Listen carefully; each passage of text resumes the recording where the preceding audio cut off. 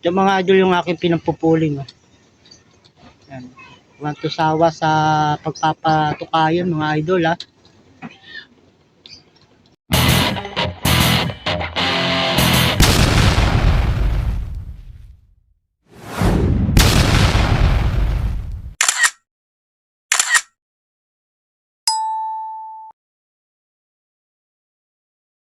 Yan. Namimili na nga siya ng tinutukan niya eh. Pero mamaya paliliparin pa rin natin yan. Tanghali. Mga bandang alas 12. Katatapos lang yan lumipad at nakainom na ng tubig. So, kailangan lang natin siyang busugin ng maigi, no? Para lumakas yung kanyang katawan.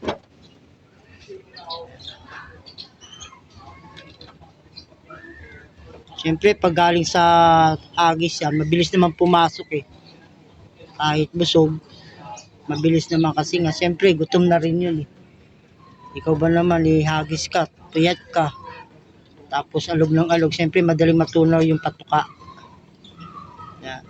Plier yung ginagamit kong patuka dito mga idol. Hindi ko na babanggitin kung anong klaseng patuka to, basta plier. Yan mga idol, iniwan na yung patuka. Iniwan. Kukunin ko na tong patuka at doon ko naman sa kabila ipapatuka yung panghagis natin na 3. Meron tayong 2 young bird at 1 old bird. Ito old bird din to mga idol kasi galing na to na Masbate, umuwi lang. Umuwi lang. Tapos yung isa nandun sa kabila na Masbate. May checker siya mga idol. Yung isa. So, lalagay ko lang ng konting patuka dito para makatuka. So, ayan mga idol. Ito na. Dito ko na ilalagay yung cover nilang patuka, no? Sa kabila. Nandito yung mga plier ko. Yan, yan yung 3 na yun. Panghagis ko yan eh. Yan. Maliban dito sa black checker na to. Yung 3 na yun, magkakatabi yun.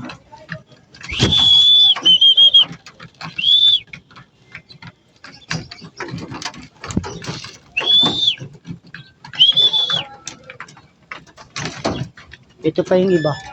Ito, ayan. Napasok sila kahit may tao eh.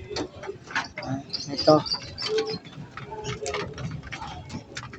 Bukas may loading uli mga idol ha. Parting Bulacan pa rin. Pero titraining natin na ititraining natin Kalapat.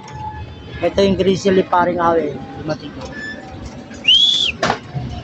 Mahilig bumaba dito eh. Ayan na, pumasok na.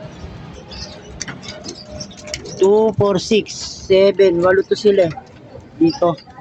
8 yan. Bali may kulang pang isa. Yung medyo putian yung ano yung ganito yung kapatid nitong wala pa. Hindi ko lang kung nasaan. So yan mga idol at patukan natin ano. Hanggang dito na lang yung aking munting video. Ayan yung isa oh.